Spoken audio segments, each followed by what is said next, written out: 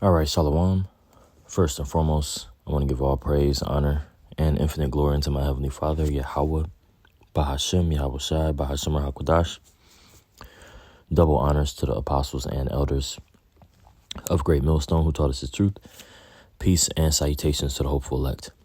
Okay, and I wanted to do a lesson entitled, Are You Learning from Your Lessons?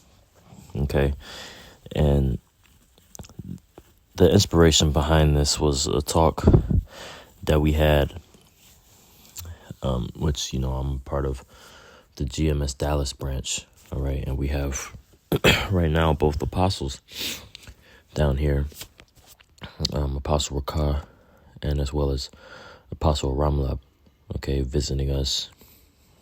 So, we just had spiritual talk after the class, our Saturday class, going into various topics, and just exhorting us to continue in the faith no matter what comes up in these last days, okay, whatever comes to the ministry, okay, because of course the media is going to paint a picture of things, and time will continue to go on. We may even lose individuals within the camp, but the work still stands, and we are to finish the things that we do. And these lessons that we put forth, they're going to have to be transferred into things that actually are used as actions, okay? The words that we speak, right, they're a galvanizing force. They're a source of knowledge, wisdom, understanding, but, the information that we have is nothing if it's not applied.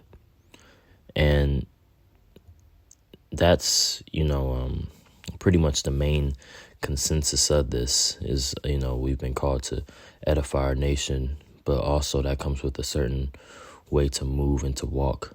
All right. So let's read this. And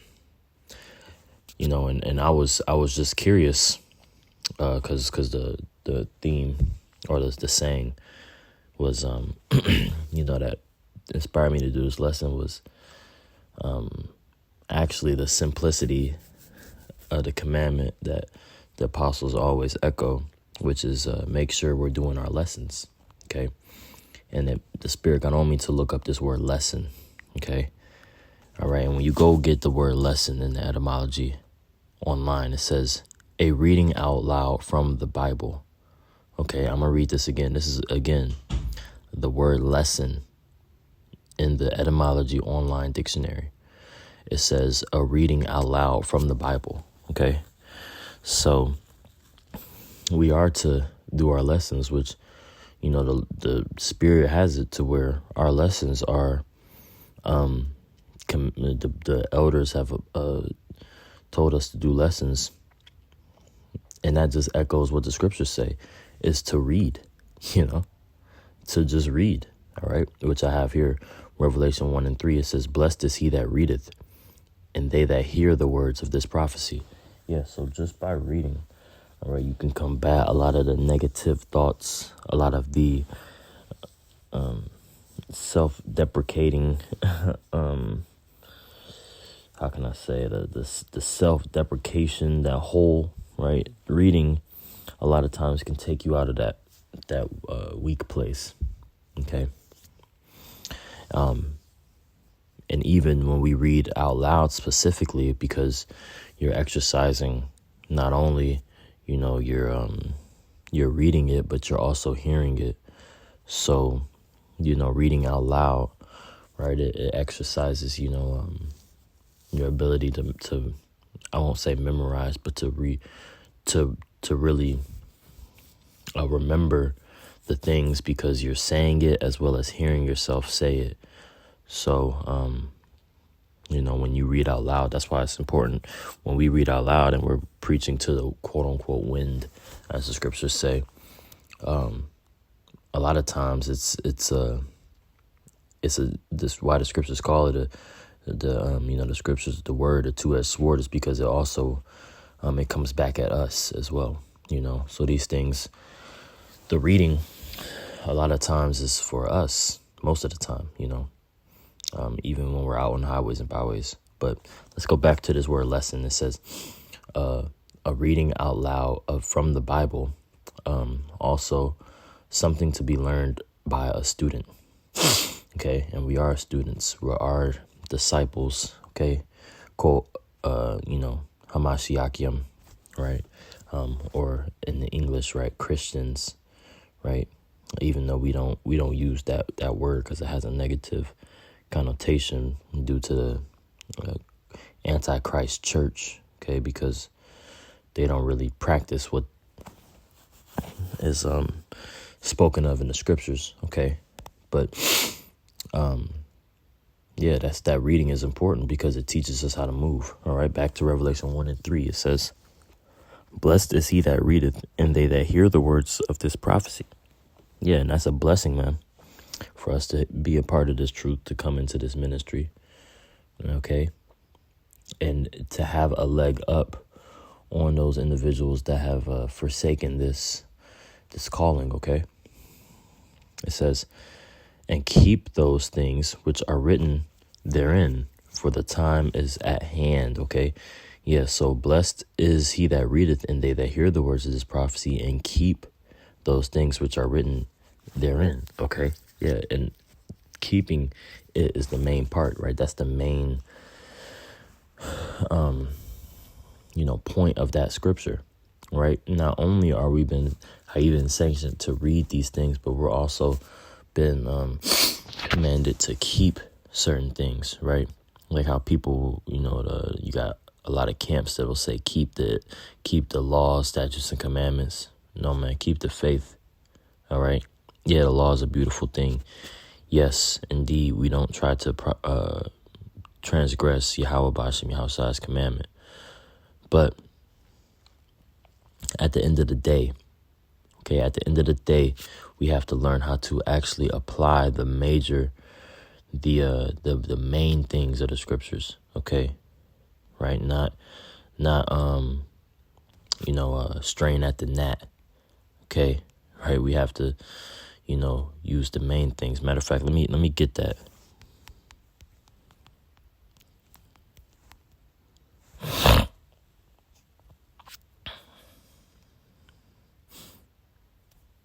Let's go here, Matthew. All right, Matthew 23 and 24. All right, it says, blind, I'm going to read in the NLT. "Blind guides, you strain your water so you don't accidentally swallow a gnat, but you swallow a camel." Matter of fact, I'm going to start up.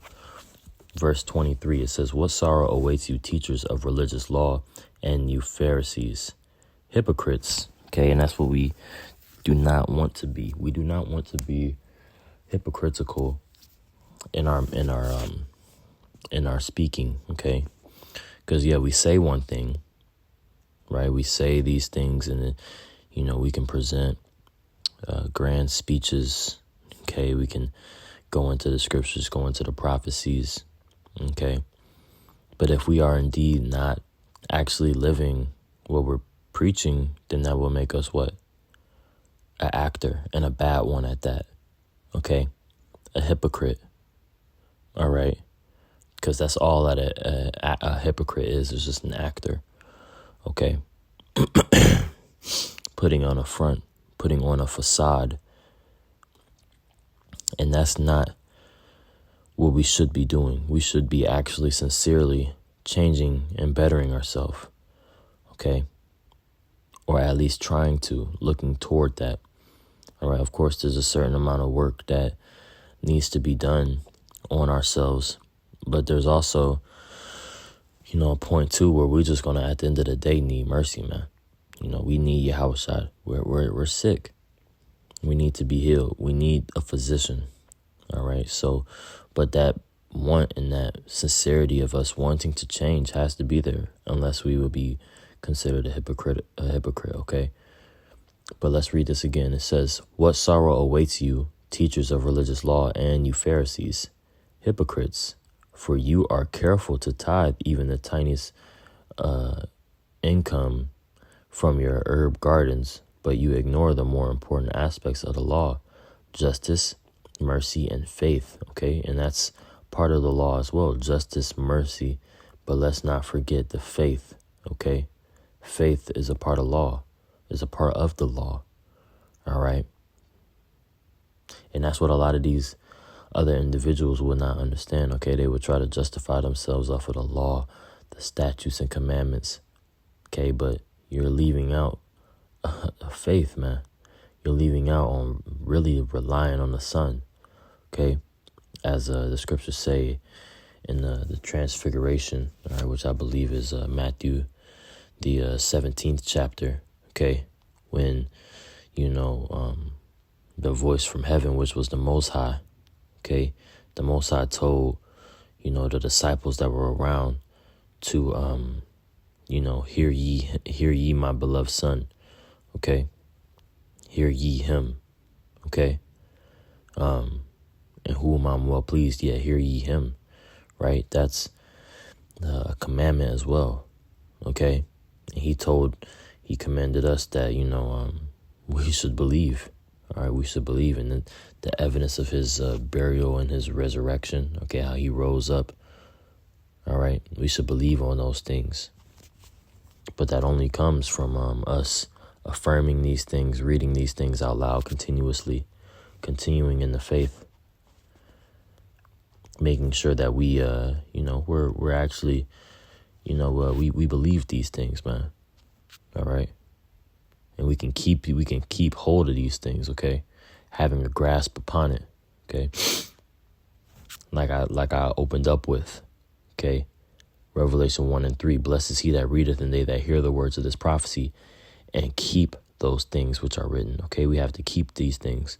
So that means not only do we have to have, understanding about it, right, on a surface level, but we have to have such a good understanding that we have grasp upon these things, right, where they're not swayed from our remembrance, where you're not questioning things, questioning yourself through certain situations. You're not questioning the validity of the scriptures because you know that these things are tried and tested and true.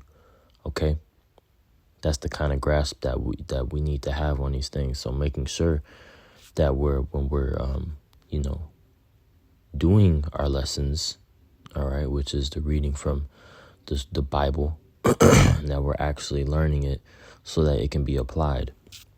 Okay, that it actually that grasp shows that we're rooted and founded upon principles, and it pours over into our life, man, into our decisions. Okay, that's where it's at. All right, but it says, right, I'm gonna go back to Matthew 23:23. It says, "What sorrow awaits you, teachers of religious law, and you Pharisees, hypocrites, for you are careful to tithe even the tiniest income from your herb gardens, but you ignore the more important aspects of the law: justice, mercy, and faith. You should tithe, yes, but do not neglect the more important things." Right? So we shouldn't neglect the important things. Okay, the actions that are taken. It says, "You blind guides, you strain your water so you won't accidentally swallow a gnat, but you swallow a camel." Yeah, that's the difference, Right? We should be, understanding the big picture, the big things, okay, which is keeping the faith, okay, and actually being willing to be taught, okay, and also being able to extract, right, and this is kind of a, going back to the topic, right, the title, all right, making sure we're learning from our lessons, right? We should be not only when we read the scriptures, right, and we get an understanding on things that happen unto men in the Bible and why, and their responses and what they did right and wrong.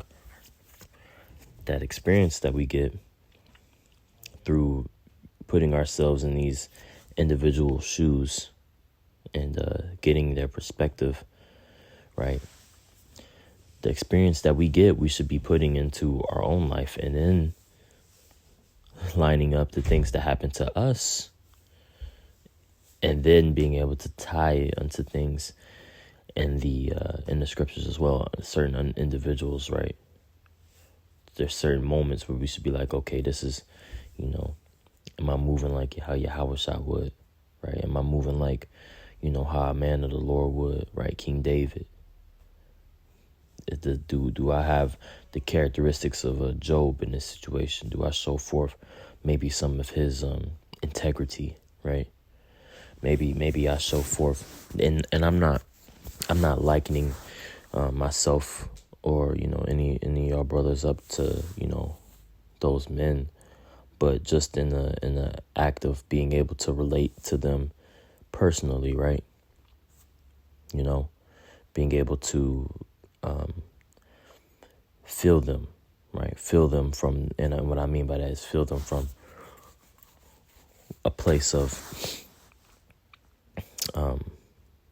where you're able to relate, man, where you're able to really understand what they're going through, because you may have been through something similar. Of course, most likely not to the extent that they have, right? But, to some degree, yes. We all can relate with Daniel, Maybe if you've been arrested or something, or had to sit in a cell, right? You may have some relation with Daniel, right? You could see his perspective, okay? You could see, Job, right? And if you've gotten sick or something, right, you can see a characteristic come out if you've had family members scoff, right? So, yeah, we can't forget that relation that we have with them is not only by blood, but also is by things that we go through, the experiences that we have as well, and that brings us closer, right? But let's read this. Try to stop yapping. I hope I'm making sense. To y'all brothers, y'all picking up when I'm putting down. But this is Sirach chapter 6, verse 32. It says, "My son," right, and note, right, my son, right. That's who this message is geared toward. The son, right, the sons. Okay. So to you, man, this ain't a message to everybody, right? These are messages specifically for, the men of Israel, the men that are close to Yahushua, man. It's really his his firstborn, the first fruits. All right, so that we can distribute things among the nation. All right, but it says, "My son, if thou wilt, thou shalt be taught." Okay, pretty much saying, if you want to be taught, you're going to be taught. Okay, but you have to want it, right? Nobody can make you want these things. Nobody can force feed you the knowledge of the scriptures, man. You got to want it. You got to want to understand. You got to want to be able to gather treasure, gather faith, gather wisdom. Okay, that's why prayer is important. If you're praying for something, you want it, or you really, really want it. To pray literally means to beg. Okay, so let's consider that. It says, "If thou wilt, thou shalt be taught, and if thou wilt apply thy mind." Okay, application. There's a certain application process that takes place. Okay, right. Let's get that word, apply. Okay, apply.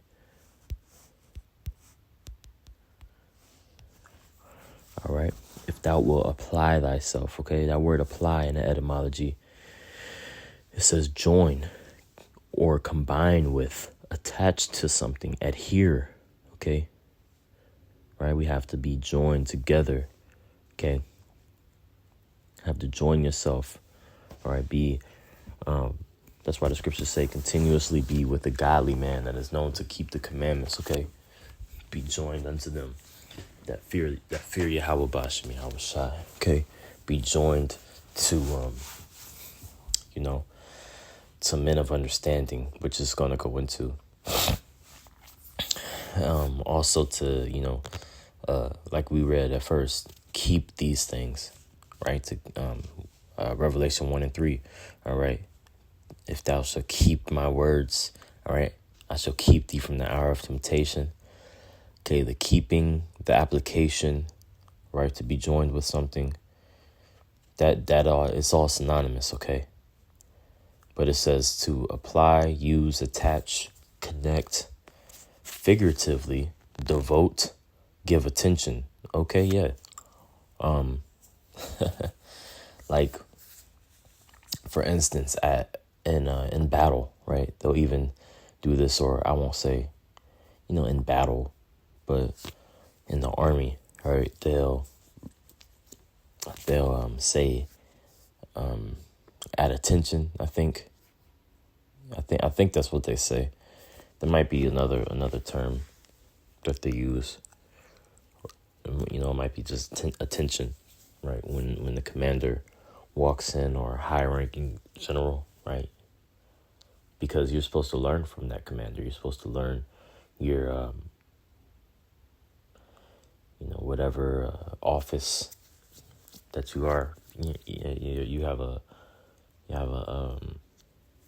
command that is going to be taken. Okay. So, yeah, we have to have our attention. All right, give attention, be there. Okay, and that happens by us applying ourselves. Okay, it says, I'm gonna go back to Sirach 6:32. It says, my son, if thou wilt, thou shalt be taught, and if thou wilt apply thy mind, thou shalt be prudent. If thou love to hear, thou shalt receive understanding. Yeah, love to hear. Okay, love to listen. Okay, right? Like I mentioned in the beginning. Okay, that word lesson, it literally means reading from the Bible out loud. Okay, and yeah, we should be speaking, but we should also be hearing things that we're saying, right?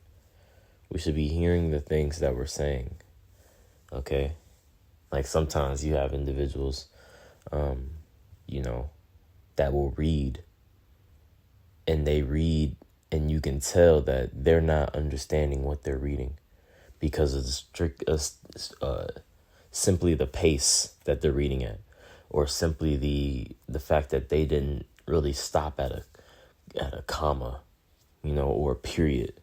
You can tell, oh, this person is just reading words. They're not understanding what they're saying. They're not understanding what they're reading. Okay? You should be reading it and understanding it. Right? We should be reading it and understanding it. Okay? And even taking it a step further, after understanding what we're reading, we should be able to apply it, or at least try and apply it. Okay? And if you can't apply it, then ask for, ability to apply it by Yahweh B'Shem Yahushua, through Yahweh B'Shem Yahushua, okay? But it says, verse 33, if thou love to hear, thou shalt receive understanding, and if thou bow thine ear, thou shalt be wise. Stand in the multitude of the elders and cleave unto him that is wise. Yeah, that cleave, that application, that cleaving process, application, okay, is important, right? It says, be willing to hear every godly discourse. Let not the parables of understanding escape thee. And if thou seest a man of understanding, get thee betimes unto him, and let thy foot wear out the steps of his door. Verse 37, let thy mind be upon the ordinances of the Lord, and meditate continually in his commandments. Yeah, so we should be giving our mind to these things. Okay, thinking about it. Right? That's what's important.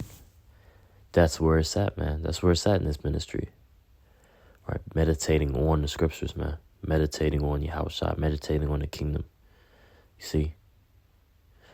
But it says, let thy mind be upon the ordinances of the Lord, and meditate continually in his commandments. He shall establish thine heart, and give thee wisdom at thine own desire. So, yeah. that's pretty much the point, man. You know, I ain't gonna drag this out, but I do want to say, you know, if anybody has any extra precepts, comments, man, you know, go ahead and add them in the comments. And yeah, Lord willing, you know, I'm be back with the next one. I want to give all praise, honor, and infinite glory unto Yahweh, Bahashem, Yahweh Shai, Bahashem Rakudash. Double honors to the apostles and elders of Great Millstone who taught us his truth. Shalom.